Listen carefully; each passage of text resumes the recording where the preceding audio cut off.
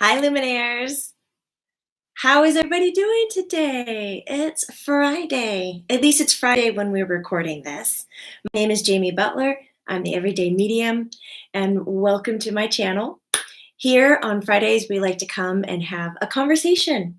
Really, it's kind of rare these days that I record something off the cuff and then edit it and present it to you guys because I so enjoy hearing from you.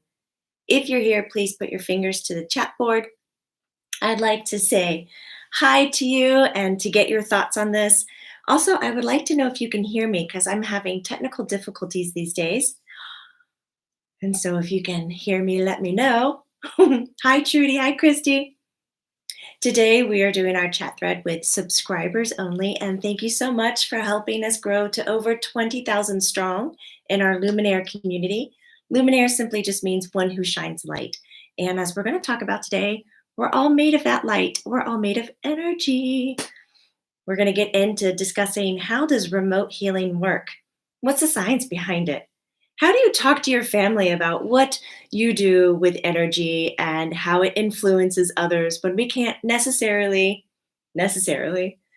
see it, touch it? You know, it does. We can see and touch it. But oh goodness, let's pause and shout out to Dan for joining our Lumi Light. Thank you, Dan. Dan is our newest member on our YouTube membership. Dan just joined Lumilight, which gives him access to our private book club that we do twice a month. And then you also get a meditation that is pre-recorded and set up, and or a healing. And healing is what we're talking about today.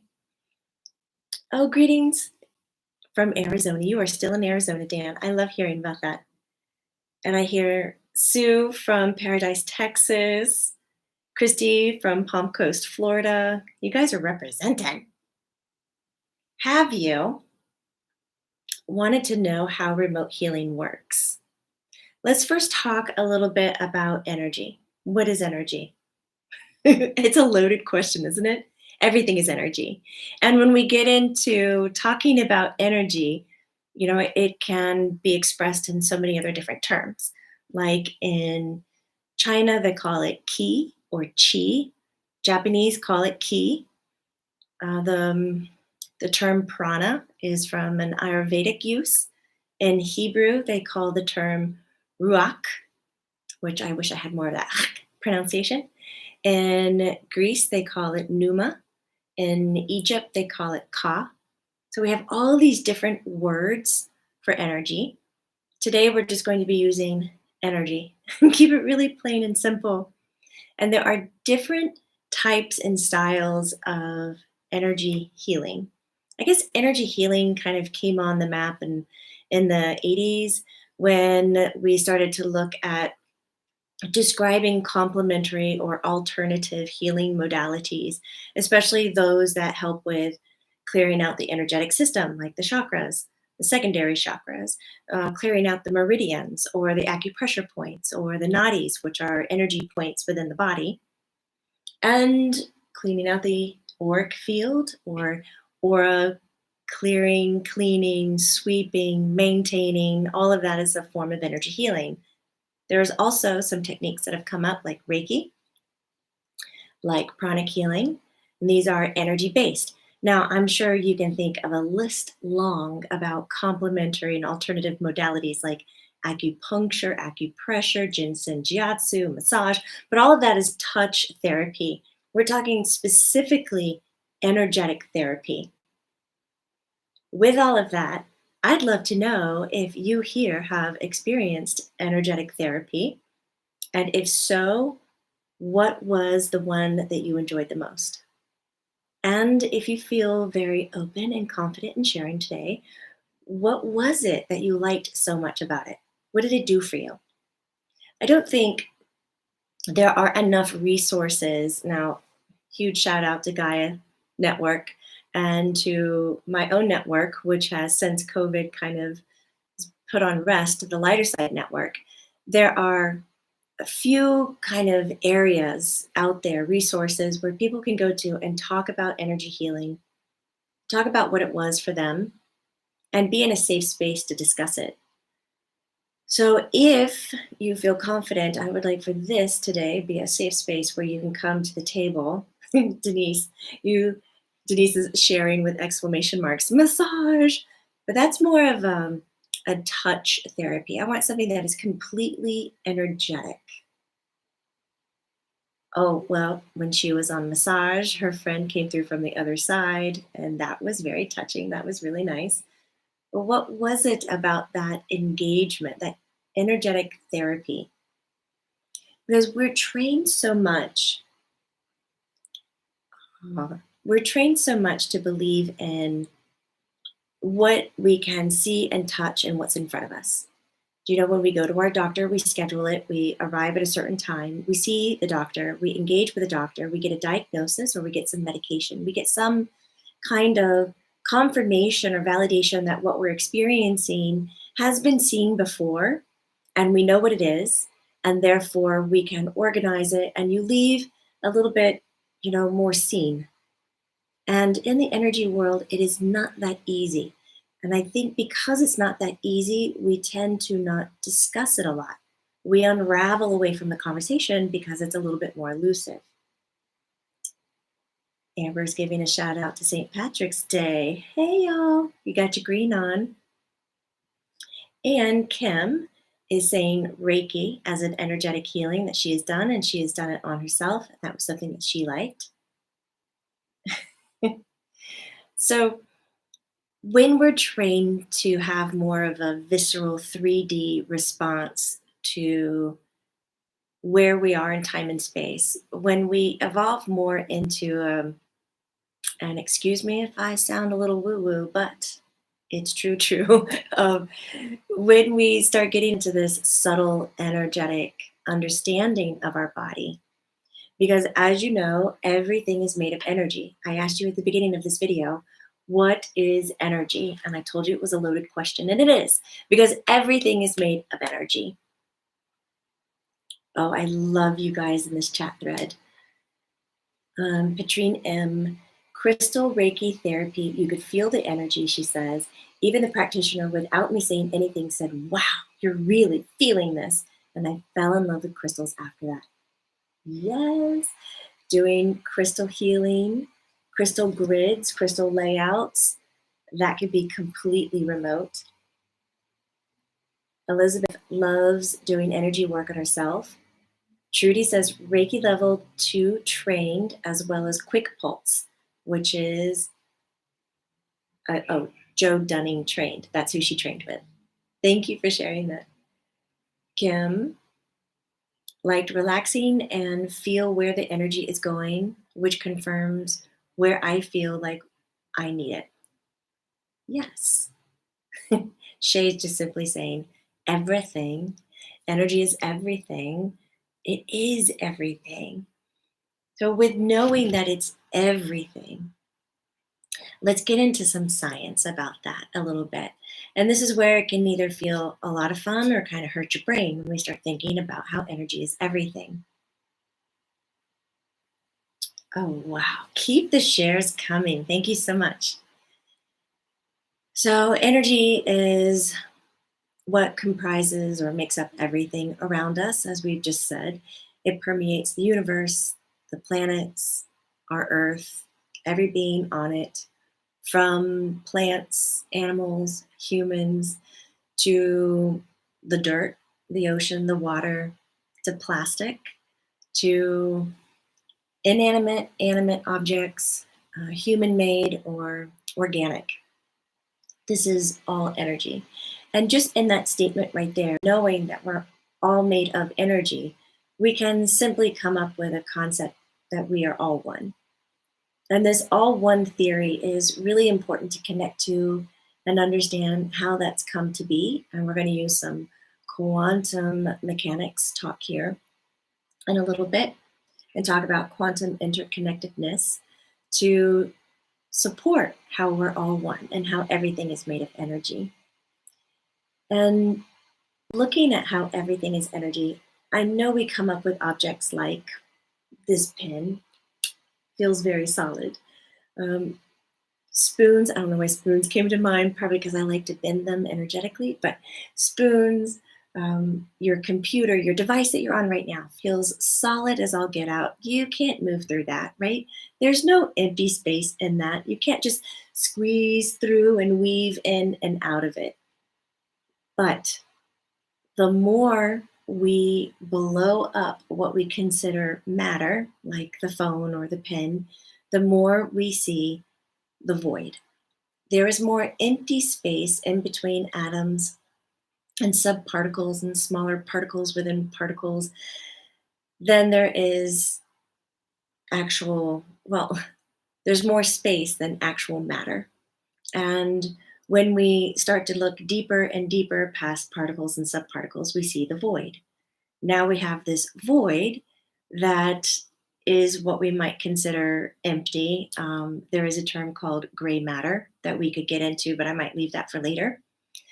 But we have these particles and subparticles, and we start to look at them, and they are not solid either. They're made up of like little vortexes of energy, little swirling bits of energy. And when we start to break that down and we look at atoms and we look at protons and neutrons, we look at the electrical kind of magnetic force between the two, what makes up this sensation of the foam feeling solid is the magnetic pull between the electron and the protons. Protons are the positive ones, they hang out in the nucleus in the center. The electrons are kind of like the negative pull and they float out and around. Old school science, we used to imagine that those electrons were orbiting the nucleus, and that's the classic image of our atom, which I think is the classic symbol of sci-fi today still. But that's not necessarily true. As quantum mechanics has come into it and started to look at it, is not necessarily an orbit. These electrons behave much differently. And to help feed that concept that we are all one, when we look at electrons and try to measure the strength of its electromagnetic pull, it depends on how much distance is between the electron and nucleus. And to measure that, you have to understand that the electron can show up anywhere. It does not have to be within a certain amount of space for it to react in a certain way, though the distance does shape the electron to behave in certain ways. So there's that thought. But to acknowledge what what the atom is doing, you have to think of all the possibilities of where the electron can show up, from closest to the nucleus to infinity. And so scientists would then have to come up with the equations of, if it was here, this is what it would be. If it was here, this is how it would play out. If it was here, this is how it would play out. But it has infinite amount of possibilities. And to think of infinite amount of possibilities, that means that all electrons are able to engage with all nucleuses out there, which means they can interact with all atoms out there. So, what your atoms are doing inside of your body, your electrons, they are engaging elsewhere and so forth and so on, which simply means that we are completely interacted and of the same thread. So, when we start to look at those deep into the microscope, atoms and particles and subparticles, and how things really are working, there is so much more at play that we are aware of. And science is catching up to us, guys. And science is coming forward and saying there is activity here that we cannot explain. There is what we might say a cause and effect, but in cause and effect, there's an action and a reaction. But in this world of quantum physics, there is no cause and effect. There's simultaneously a reaction to a response.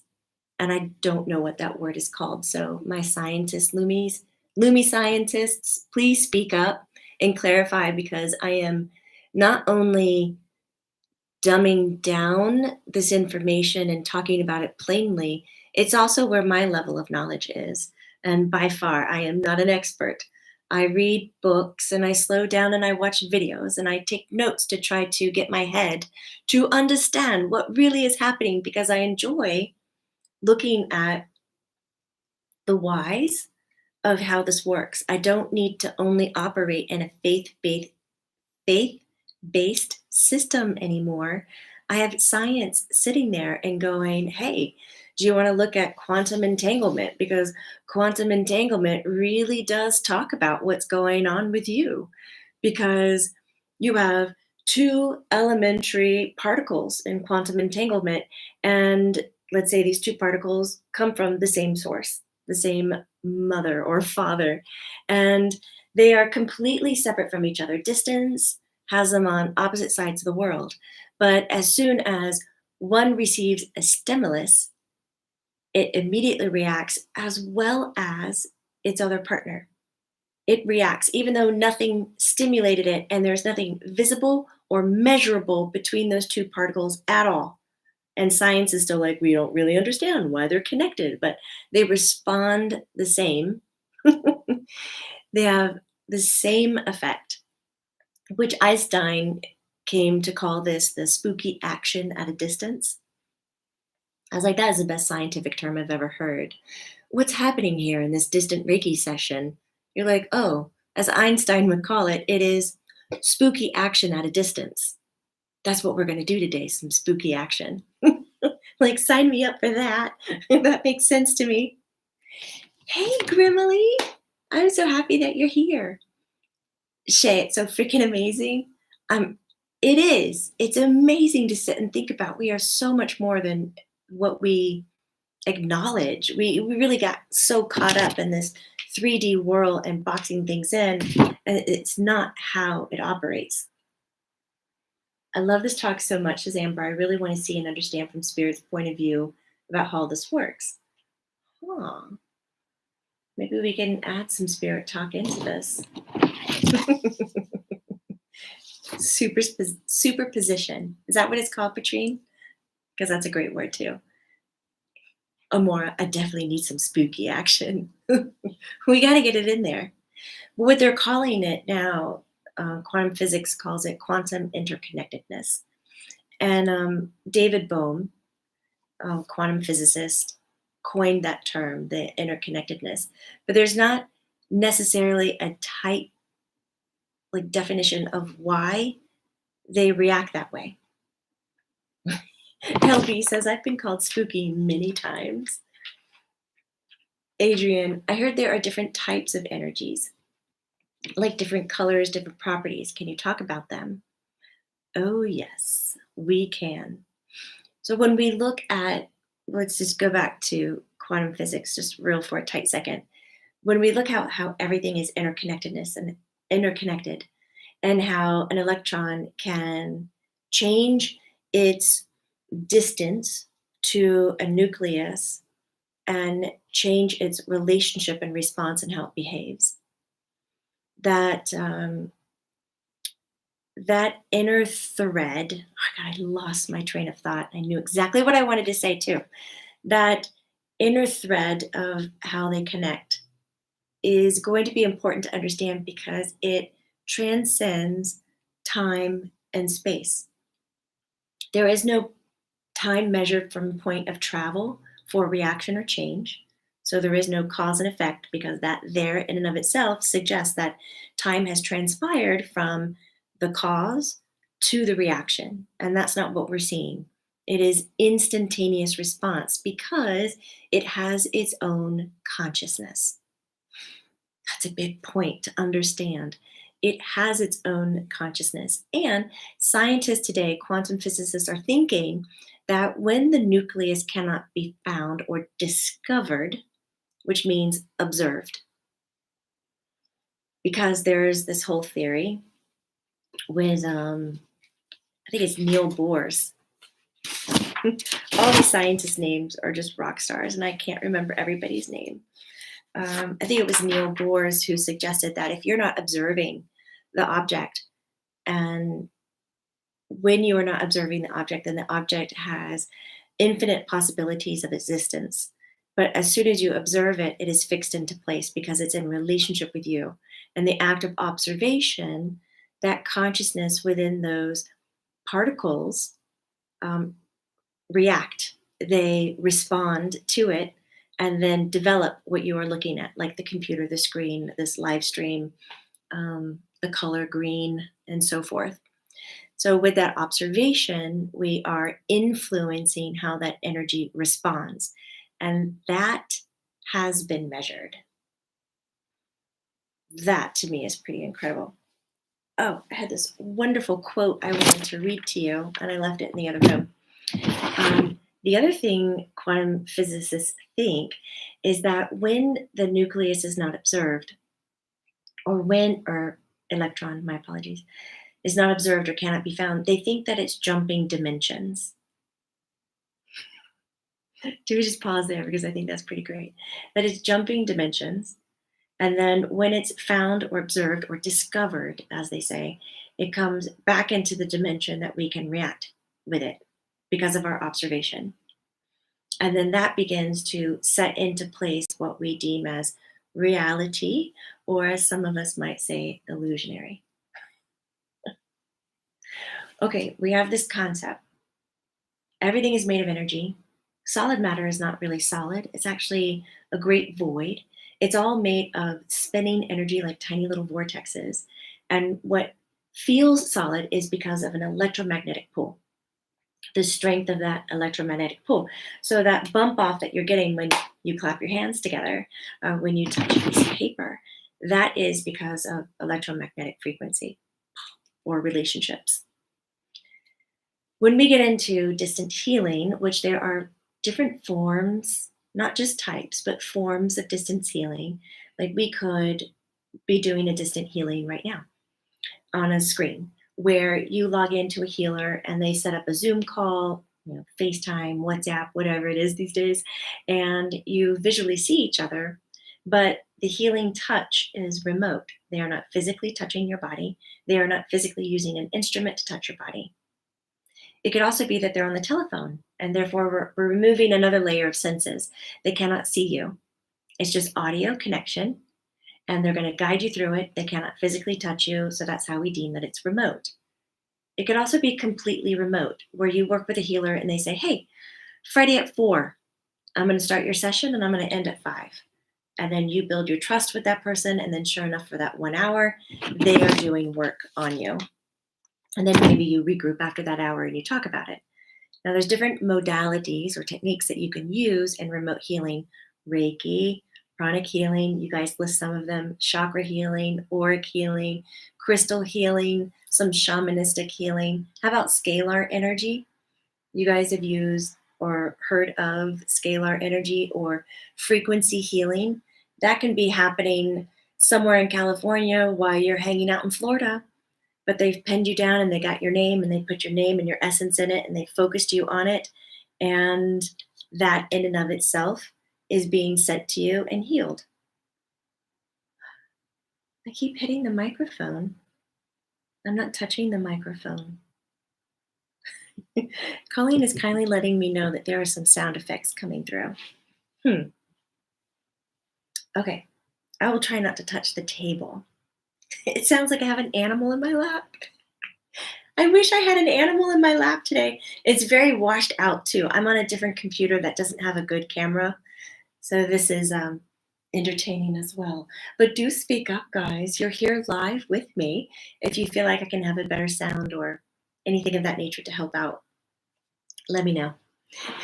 Colleen's like, maybe spirit is in your lap. Probably. So we'll just stop touching. What do we have saying? Hi, Star Brother.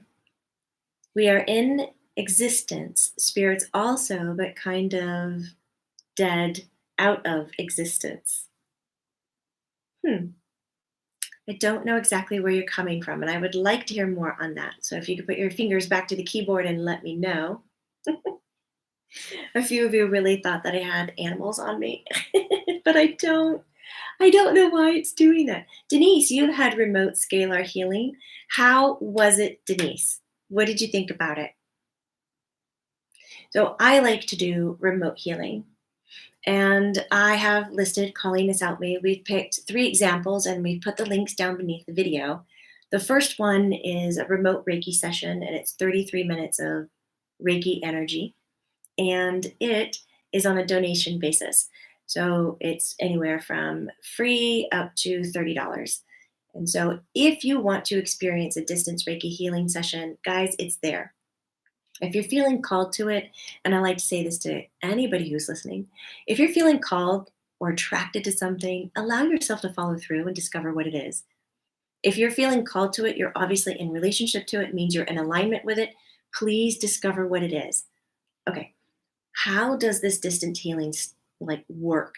We've already found out that yes, we are made up of all the same energy. We are linked together. We are quantum, interconnectedness, as David wants to put it. So we're all this one, but here we are making a live connection, and some of you are going to be watching this recorded. How does a recorded session work? Because that's in the past, right? And if it's in the past, it's not happening now. So how can I receive that same healing? So we can talk about how time, I see my hair looks really crazy today, how time is not linear. And that when we look at future, present, past, and we look at how energy reacts to our definition of time, we discover that our energy within us, our mental energy, so our thoughts, our mental health, our emotional energy, our emotional intelligence, our physical body, the matter that we carry, that matters, does not react differently to something that is recorded or to something that is live. For several reasons. First and foremost, you're having an experience, whether it was recorded or live. You were having a real experience in that moment, and you are in your present moment viewing and receiving. So that's one thing. Second thing is, even if something is recorded, a healing technique such as this Reiki class that we just talked about, which link is below, even if it's recorded and it was recorded a year ago, how about 30 years ago, 50 years ago, and you go back to observe it, all of that healing is still embedded into the recording.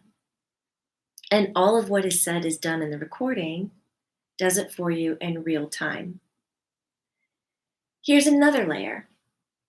Because time is not linear and everything happens at once, it is already known that 50 years later, you would watch that video and get that recording. So, in essence, in linear time thinking, which if you're not watching, those were air quotes, 50 years ago, you got that healing because all time is happening at once. Though you thought 50 years later, you stumbled across it the first time and you're viewing it for the first time and you're getting the healing for the very first time. Everything has already happened.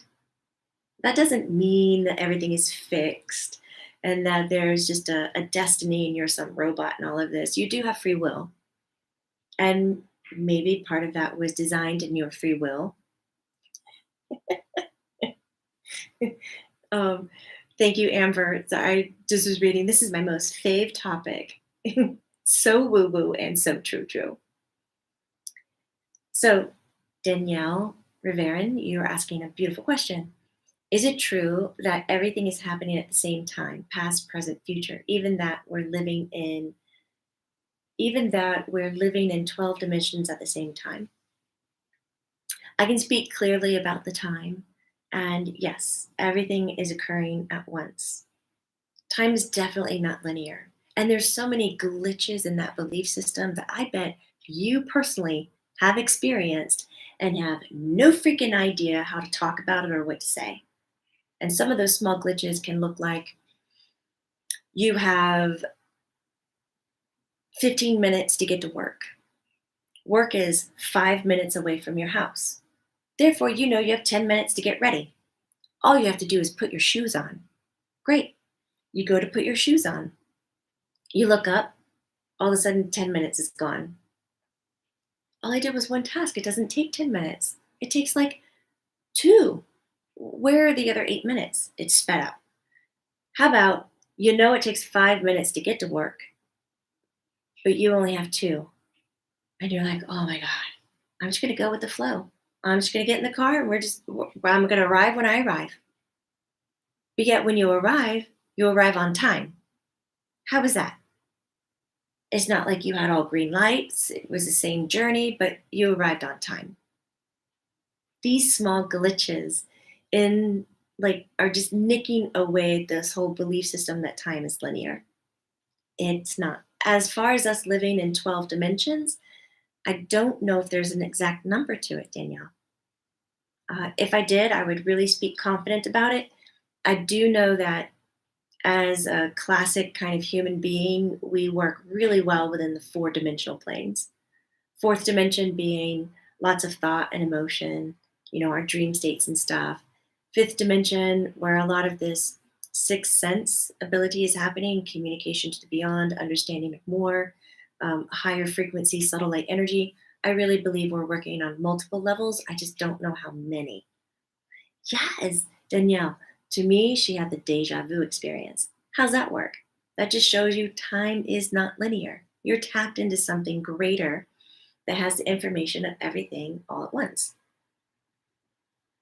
Are we currently doing 100 years of evolution in 4 years? Can you comment on this, says Denise? I almost feel like you're rattling the cage going, why? We are moving at light speed, aren't we? And that's going to tend to happen. We can look back in history, pretending that time is linear. We can look back in history and see that clearly just with technology. And one blip, we had nothing, then we had radio, then we had phone, then we had, TV, now we have computers, big ones, small ones, little ones, tiny ones. We could put chips in our body that read information. It's just happening so fast. Evolution, once we get that mass consciousness level, which quarantine gave to us, it did. It's where we all became aware of where the electrons were. We started to observe in a greater perspective manner. And now all of a sudden, we are not behaving as individual lights. We're behaving as a hive. And we've reached over that 50%. We're past that tipping point. So yes, it is going to feel like time is speeding up. And as time is speeding up, you're going to feel like you're jumping your timelines, just like those electrons. You're jumping from a life that you knew this way to a life that you knew that way, but it's not going to feel as herky-jerky. But yes, it is speeding up. I also, in the link below, put 2 other healings. One is to increase your clairvoyancy. So when you join that healing, it is absolutely focused in on you boosting your clairvoyancy abilities. And then I also did one that works on your ancestral lineage. So where did your energy come from? Who is it being shared with? And clearing that up and cleaning it up and making sure you're in a power position for yourself and not just doing the work, I'm honored to do the work for my family, but not only doing the work for others and your ancestral lineage, but doing it for self-prioritizing. Those 3 examples of healing, I think, are beautifully selected by Colleen and represent a lot of different styles and techniques of healing that you can experience completely remotely, because we won't be live. It'll be recorded. And I did take some time to look at some research. I focused directly on Reiki, and they are studies from 2011 all the way up to about 2017 or 15 that describe how the influence of Reiki is distance Reiki, non-touching, distance healing, is altering people's mental body, emotional body, and physical body. It is chemically changing the makeup in your body to allow you to feel more relaxed, more calm. It's boosting serotonin and endorphins. It is reducing stress. It is not only reducing stress, but it is easing pain, suffering, grief, worry, concern. So, some of these emotions that we carry around with us. And scientists have researched how the focused mind, which is like a laser, so our focused mind, if you think of, we can think of light, like a spotlight is very broad. When we focus in, we end up with a laser, just hones in really tight. When you have a healing practitioner working with you, they are the laser, and they're focused on you. You submitted your name. You did maybe a financial exchange or a trade exchange to balance the energies, and you said, "Hey, I'm open. I'm willing. I want this. What can happen here?" And because you're allowing that time, and you are focused, and you are, or the practitioner is focused, and you are willing, that laser light thought that is coming to you is altering your mental consciousness, like your mental body. It's measurable. So if you want to know the measurable techniques and kind of why science is saying this, please take the time to click the research links below. I think I put about 3 or 4 of them down there for you. It's really helpful if you want to turn and start talking to your family or friends that just think you are out to space about all of this. You're like, no, no, no, no. It's an experience. I know it is real. I have it. I am aware of it, but yet you don't know the quantum language behind it, or you don't feel comfortable with it. You just want to say, you have faith that things exist. Why can't you have faith in this? But we're at a day and age where faith maybe isn't all it's cut out to be, and it needs a little bit more support. And that is going to be knowledge or experience, I think is best. Let's see. Funny Smile 777 says, I have an autistic, nonverbal 22-year-old daughter. I have thought about healing through thought and energy for her. I'm just wondering if that would be good for her. Thank you. Well, hi, Francis. Absolutely. I've been thankful enough to work with a handful of autistic children, 2 of them being nonverbal, and one of them being nonverbal but able to communicate through pictures and touch and computer sound. And with this, just sitting with the nonverbal and holding the positive thoughts of healing, you can see visibly, I could visibly watch their posture like fall away, their muscle spasms reduced. They had more uh, stretch. I wanted to say flexibility, but it is like a lengthening in their joints, because sometimes they get locked in, or they're seized in their postures, where you could stretch the hand out more without having that resistance. To me, those are visible clues that they are open and willing and enjoying what's happening and enjoying the experience. So I would say, yet to date, I have not come across any person with autism or not that has been agitated by energy healing.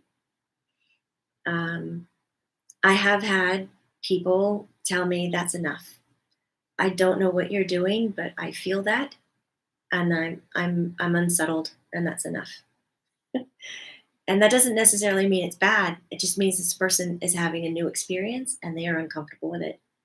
And so you can watch your daughter and see if there is added tension, muscle spasms, twitches, observe breathing patterns. If the breathing pattern gets more labored and quick, pull back. If it's slower and long, dive in. So there are communication signals that the body intelligence can give us just by paying attention. I am certain, Mom, you are so well aware of all of that. But that's what the cues I would look for. And I think it's a wonderful healing approach. Yes, if you do like today's content, please give it a thumbs up. If you haven't taken the time to subscribe, subscribe. I try to do a live weekly, if not every other weekly, and it's conversational like this for the subscribers.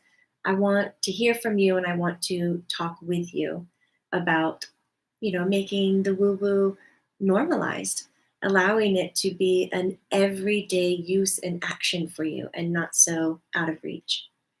Those references, Jane, as you found, are in the links are in the description below.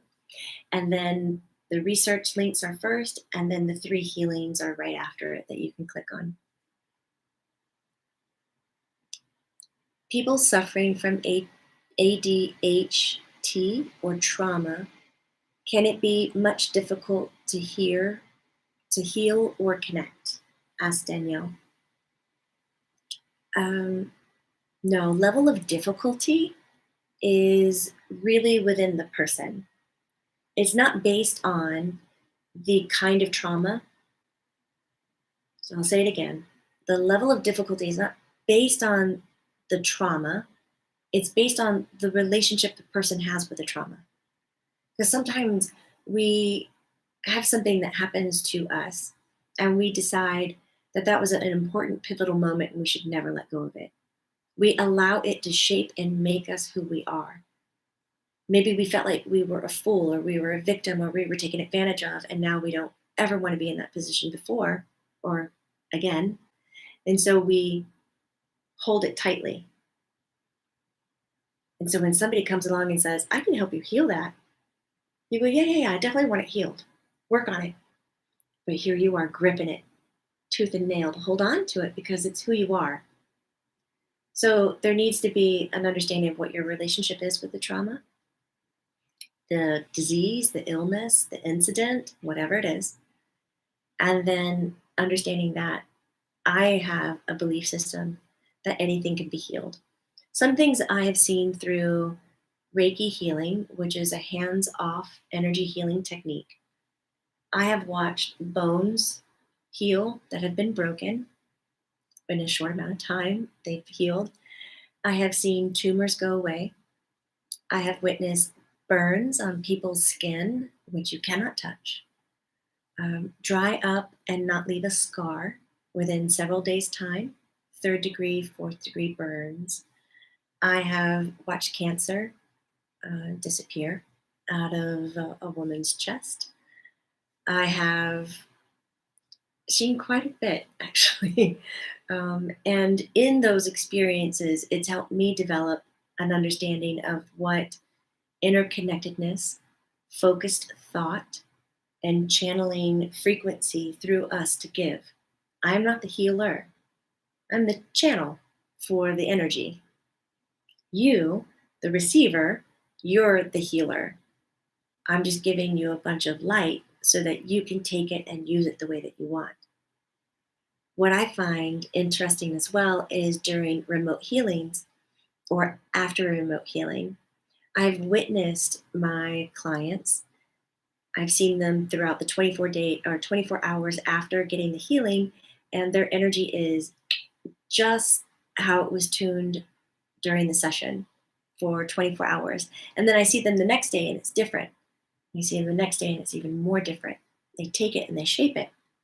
So I started inquiring, how long does energy healing last? And the response I got back from Spirit was that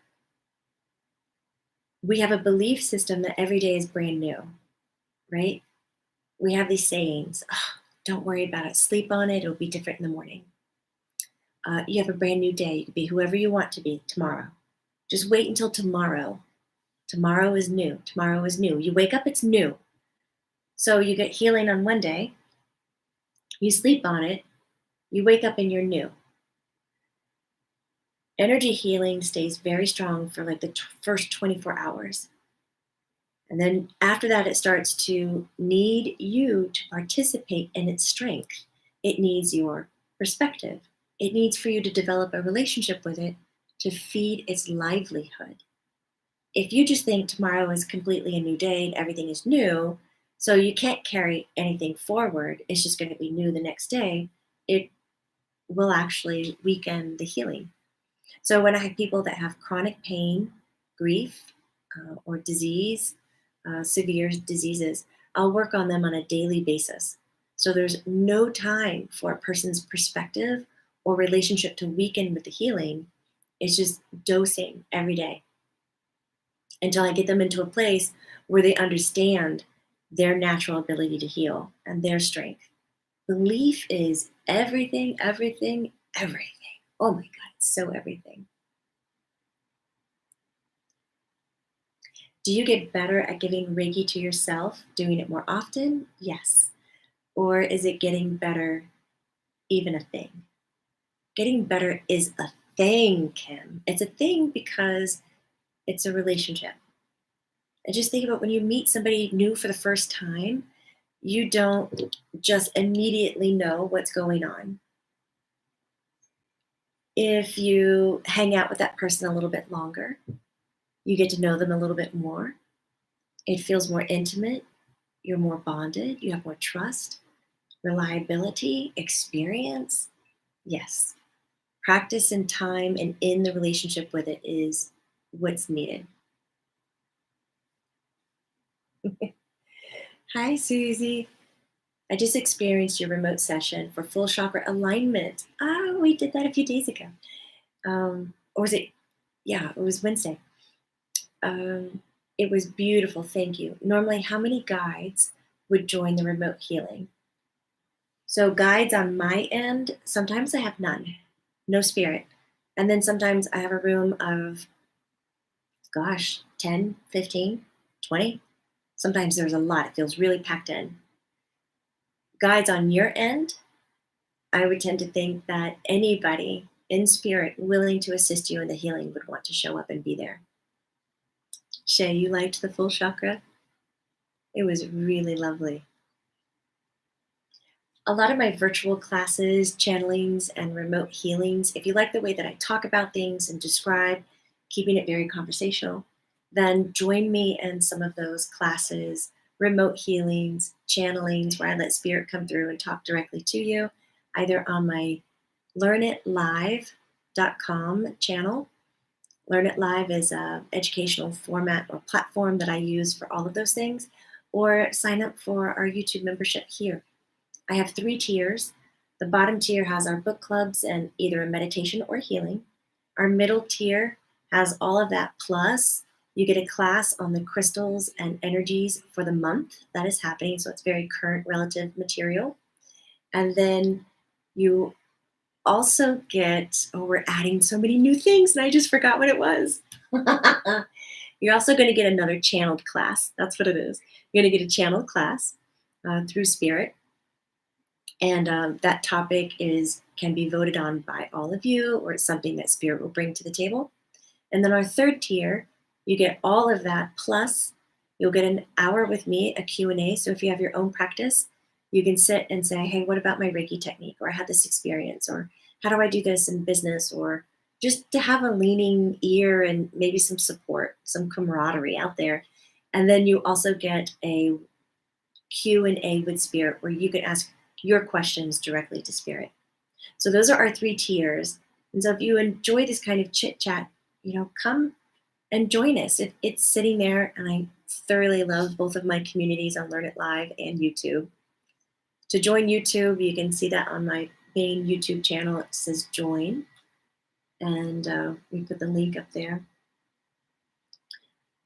Molly Holly works in the ER, and she was just sharing those things that I've seen with Reiki use. She has seen those miracles in the ER. I know one of my favorite oh, Atmas Designs. I love you for stating that. Don't forget to give Jamie some love and like the video.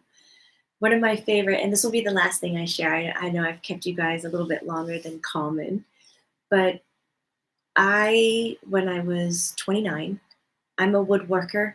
I love working with wood. I do enjoy my safety features as well.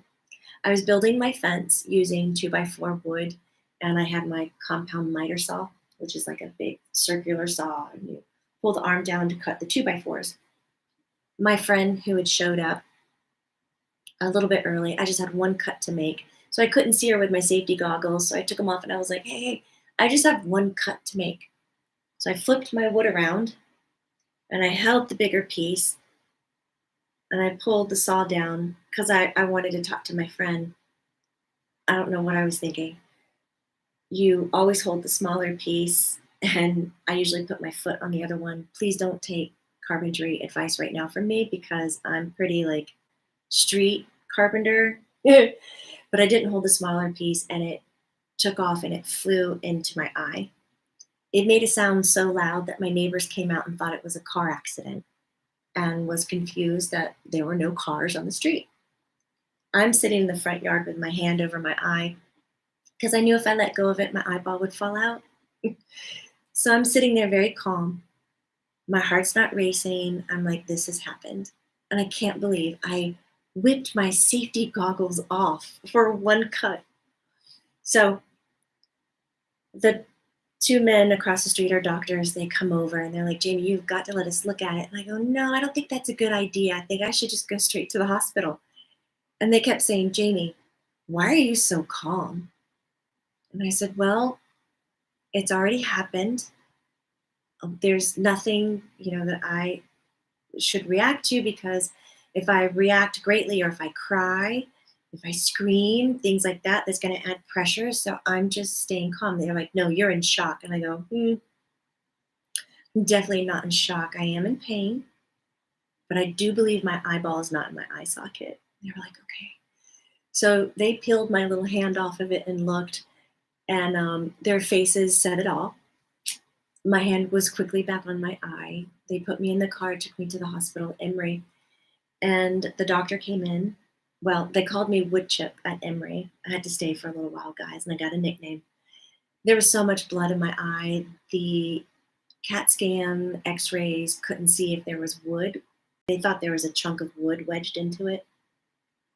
But my eyeball was still in socket. This is like very detailed. Are you enjoying it? So I'm sitting in the hospital room by myself, and I was like, what am I going to do? I'm going to heal. That's what I'm going to do. My hands are shaking. I'm just nervous about all of this. And I'm like, that's okay. I got one eye. It's cool. The doctor comes in and he says, Jamie, and he dives into bad news. And I said, wait, I know that if you tell me the news in a positive format, in a positive way, I will heal. So can you just stop saying what you're saying and think before you speak and tell me in hopeful, positive ways what's about to occur with my eye? And he stopped and he was like, okay. If you are going to see, you might, right? You might see some light. And that's all he could tell me. And I was like, oh God, oh shit. Okay. He left the room and I was like, what am I going to do? This big being of light came in. This, I don't know, angel, something, I don't know. Energetically put their hands in my eye and it felt like a hot iron burning my eye. I remember holding onto the bed and like squirming and like moaning and like trying not to scream too loud, but I'm watching this energy enter into my eye. I'm just, oh, it's horrible. And he told me, this being, it was a male voice, you're going to heal in 3 days. In 3 days, you'll be able to see light and, you'll be able to see color and you're going to see perfectly fine. Okay. Okay. So at that moment, I was like, now is time for Reiki. And I started doing Reiki for myself, of course, because it was chronic and it was a big thing. I did it every day. And would you guess, day 3, I started to see light. I could see light out of this eye. Day 4, I could see shapes. I could tell you if you were walking across the room or something was moving. I could start to see color. And then in a week's time, I could freaking see. It was incredible. The self-healing or just allowing energy into the body, the most miraculous personal healing I've ever experienced. And I have to now go to the eye doctor since I was 29 twice a year to get it looked at because there's such scarring on the inside that they can't explain. And they have to check the pressure and everything. After I went, after I could see, I had to go get tested. My eyesight was not 20/20. It was at one point 10/10, and then it was 15/15 for years. I got better eyesight out of it. Like, what? Yeah, shit, that doctor was thinking positive. Oh, he was totally. And when I went back to see him, he was just like, wood chip? Good for you. Like, they couldn't understand why, because everything in their book said, no, this person is now permanently blind. Permanently. So, guys, we can heal energetically in so many different ways. We do not need to be limited to what people tell us, and we don't need to be limited to our own belief systems. That's a hard one. It's a hard one. But we just need to tune in, tune in, tune in, tune in with ourselves and stay present. Okay, that was story time. Thank you so much for listening. It's now 5555 on our recorder here. Yes, I'm happy. I'm fine with it too. I mean, I can still feel like I've got a little dent and it cracked my orbital bone. It's pretty wild. But nowadays I wear glasses. I was like, hey, couldn't I have had great eyesight for my entire life? But I got it for a really long time.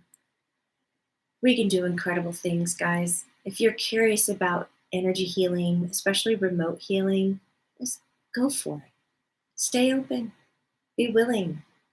You don't know what you're going to experience. Yes, Amora, still hopeful.